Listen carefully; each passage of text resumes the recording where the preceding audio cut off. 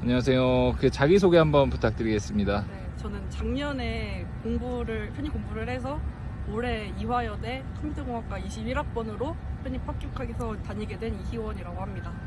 네. 네, 그 합격한 학교가 있다면 학과랑 같이 말씀해 주세요. 저는 컴퓨터공학과로 해서 이제 이화여대, 그리고 홍대, 그 다음에 경기대 이렇게 세 학교 합격하게 됐습니다. 학과도 학과는 지금 이화여대는 컴퓨터공학과를 지원을 했고요. 홍대는 잘 기억이 안 나요. 이름이 이상했거든요. 아, 네네. 기억이 잘 안 나고. 좋습니다. 그리고 경기대도 어, 이제 컴퓨터공학과로 어. 네, 지원을 했습니다. 편입을 시작하게 된 동기가 음, 있다면 말씀해 주세요. 네, 저희가 이제 전적 대학교를 다니면서 과에 대해서 되게 잘 맞는다고 생각을 했었어요. 근데 이제 졸업할 때 시즌이 되니까 뭔가 제가 갈 수 있는 곳이 굉장히 제한적이고, 간다고 하더라도 제가 원했던 그런 급여를 받기가 조금 힘들다는 거를 그때 좀 느꼈어요. 그래가지고 좀 더 많은 기회를 편입을 하면 얻을 수 있지 않을까 해가지고 편입을 도전하게 됐습니다.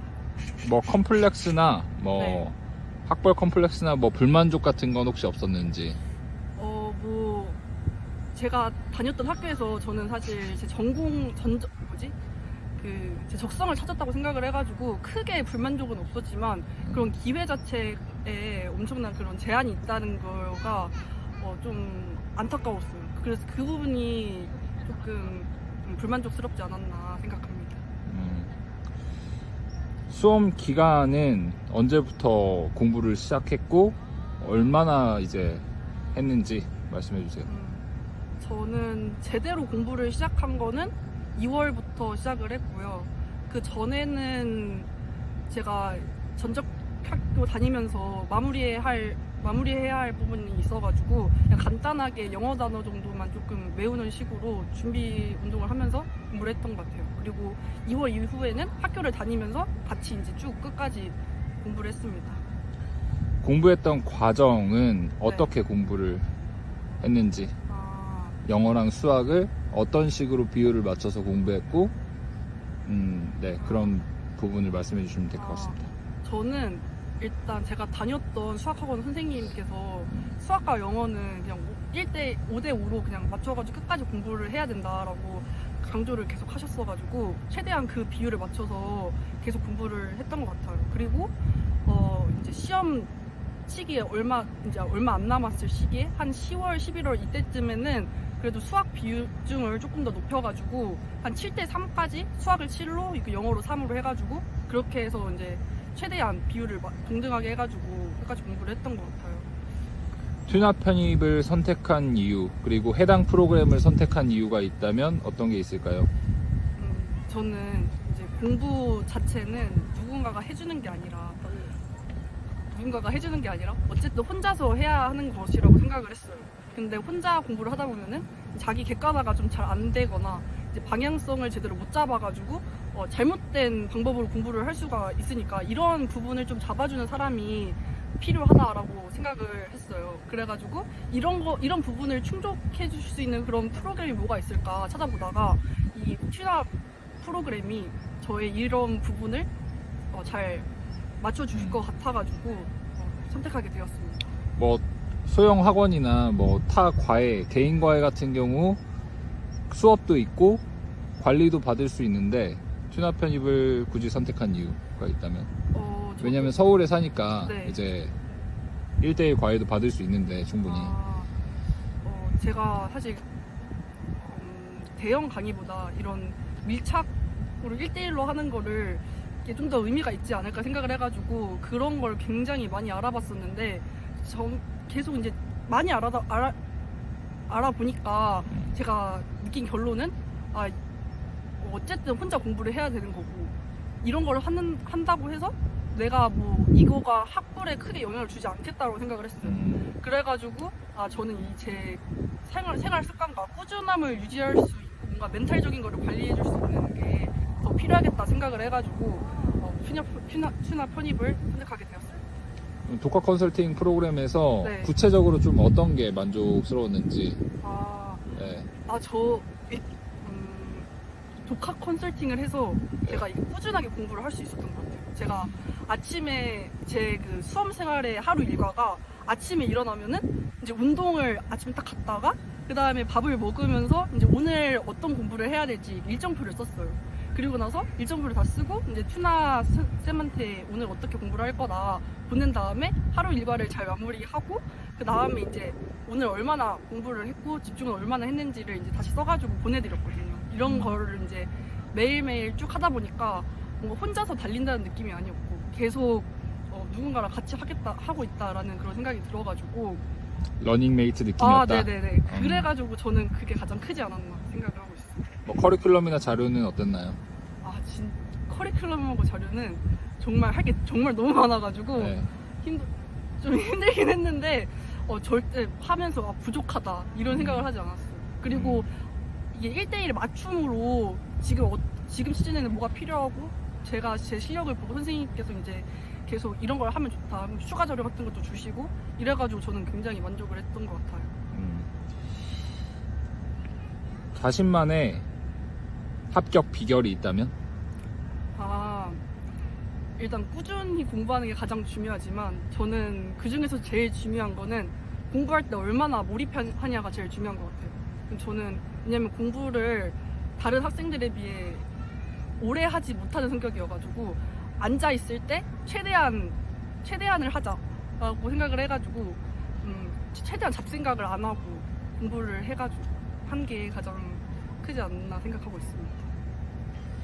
자신만의 학교별 네. 시험 전략이 있다면 어떤 게 있을까요?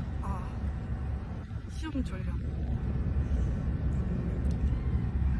일단 가장 중요한 건 기본 실력을 쌓는 게 중요하다라는 거고 너무 이른 시기부터 학교에 맞춰가지고 공부하기보다는 기본 실력을 탄탄하게 세우고 이제 막바지에 이제 기출 몰아치기 할 때 그때 한 번씩 풀다 보면은 학교별 유형을 파악할 수 있을 거라고 생각을 해가지고 학교별로 저는 뭐 맞춰가지고 딱히 공부를 하진 않았던 것 같아요. 기출 풀 때 평균 점수가 어느 정도 나왔었는지 뭐 기억하는 대로 한번 말씀해 주실 수 있을까요? 일단 영어 같은 경우에는 네. 보통 평균이 50점대였고 네. 좀 잘 봤다 하면은 60점대. 60점대. 네, 그리고 좀 쉬운 학교다 그러면은 이제 70점대도 맞아봤는데 이제 너무 어려운 학교다 그러면은 이제 30점대 나오고 그랬던 적도 있었던 것 같아요. 수학은 어느 정도 나왔나요? 수학도 이제 학교에 따라 다르지만 보통은 70점대 그리고 잘 보면 80점대 내가 이랬던 것 같아요.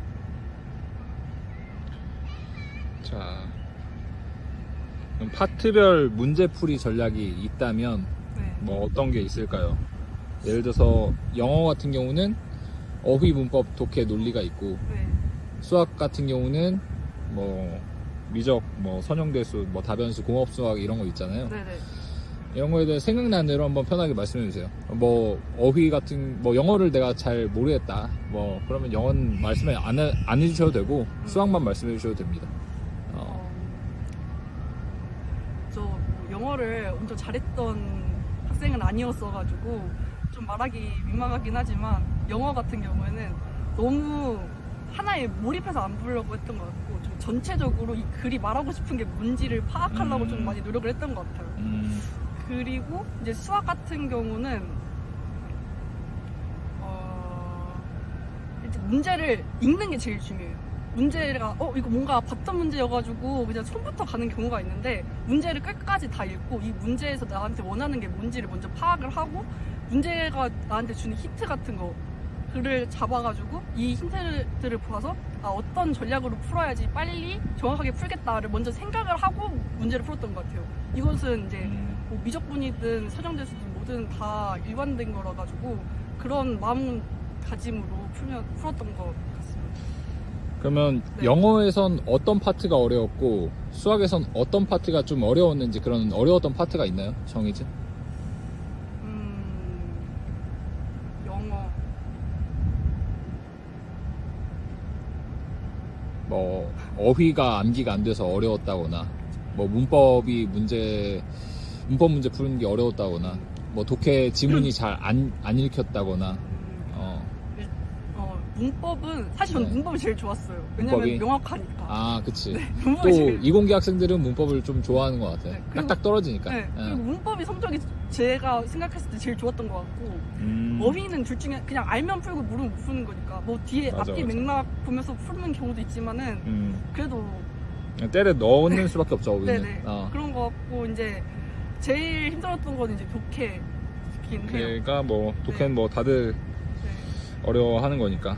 흐름이 딱 바뀌면은 정신을 못 차려가지고 제가 수학 쪽에서는 어떤 게 수학은 가장 힘들었던 건 이 양이 너무 많다 보니까 나중 가다 보면은 이제 자꾸 했던 걸 까먹고 그래서 또 했던 걸 또 다시 공부하고 이런 과정이 가장 힘들었던 것 같아요. 근데 이건 어쩔 수 없는 것 같은 게 분량이 워낙 많다 보니까 사람의 뇌가 그것을 다 감당할 수 없기 때문에 꾸준히 반복하다 보면은 이제 되는 거고 그 외에 힘들었던 게 아무래도 계산 과정이 너무 길다 보니까 풀다 보면은 손이 너무 아파가지고 아직도 여기서 딱딱 소리가 나요.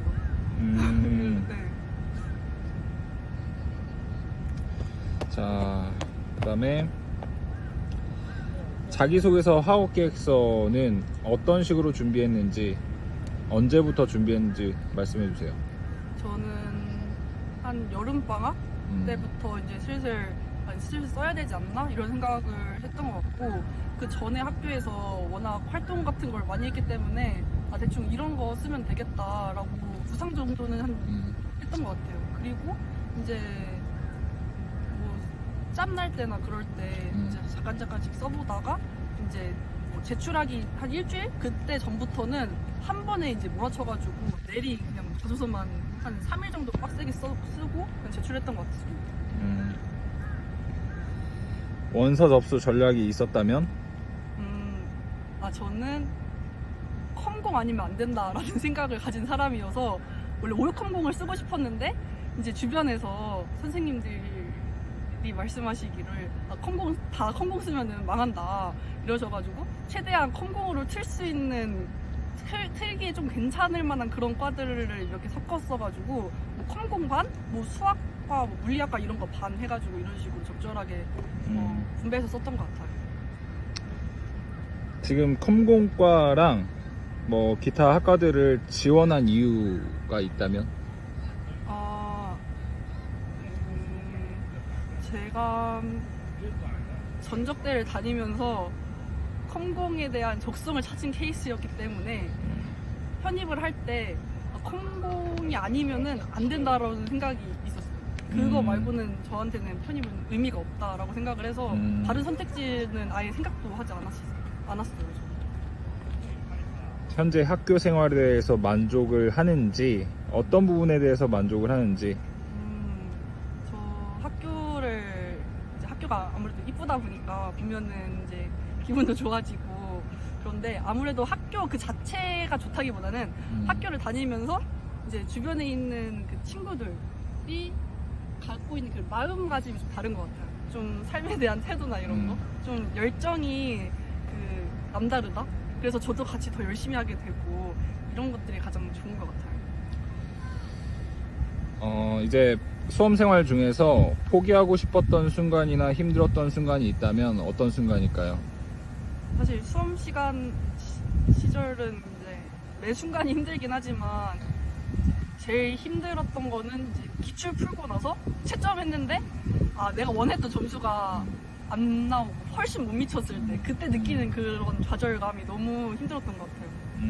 그리고 또 이제 시험 보러 다니다 보면은 막 여기저기 다니다 보니까 너무 춥고 배고프고 체력적으로도 이제 막 딸리는 기분도 들고 이래서 제대로 공부를 못했던 것 같거든요. 그 시간에 저는 오히려 그때도 그냥 빨랑 끝나버렸으면 좋겠다 해서 그때 학교를 몇 군데나 시험 보러 다녔었죠? 총?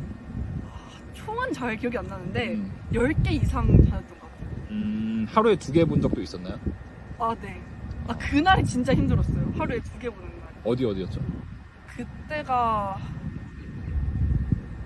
그때가 성대 한양대였어요. 아, 성대 한양대. 아 그때가 진짜 너무 힘들었어요. 그나마 성대 한양대면 그래도 가까운 편이죠.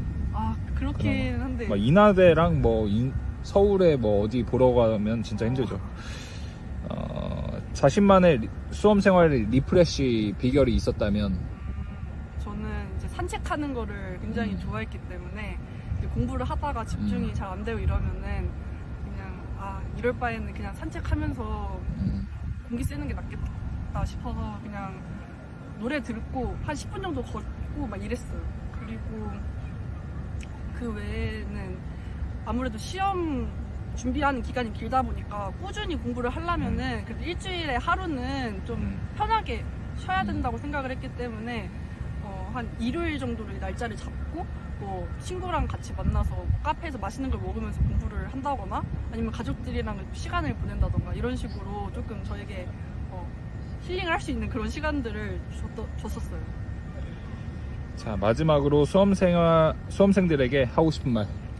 네, 지금 이제 10월이면은 시험 끝날 때까지 대충 한 3, 4개월 남아가지고 이제 되게 불안할 시기일 거거든요. 그리고 지금쯤이면 기출도 이제 막 엄청 풀는 사람들도 좀 있을 거고 그러면은 이제 내가 이 점수가 안 되는데 못 가면 어떡하지? 라는 이런 불안감도 엄청나게 많이 몰려올 시기라고 저는 생각을 해요. 그치만은 이제 대충 한 100일 정도만 참고 열심히 참고 꾸준히 공부를 하면은 그 이후의 삶이 아예 지금과는 다른 한국으로 이제 바뀔 테니까 그때를 생각하면서 좀 더 기분 좋은 생각하고 긍정적인 마음가짐으로 그냥 꾸준히 열심히 공부를 해주셨으면 좋을 것 같아요. 파이팅!